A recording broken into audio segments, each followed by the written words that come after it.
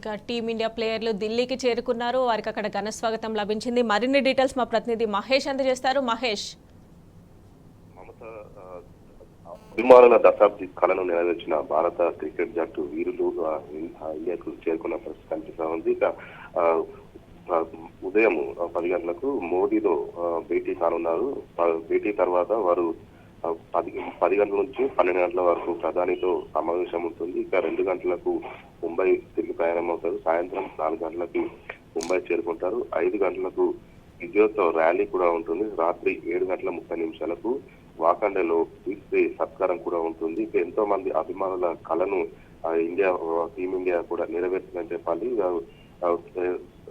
చివరి మ్యాచ్ కూడా ఫైనల్ లో గెలవడంతో అభిమానులు ఎంతో సంబరాలు కూడా చేసుకున్న పరిస్థితి కనిపిస్తా ఉంది.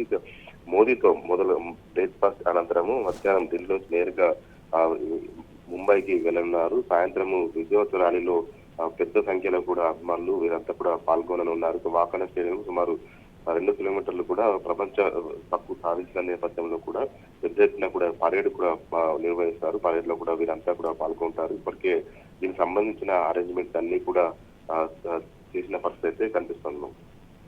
Right Mahesh, thanks for updates.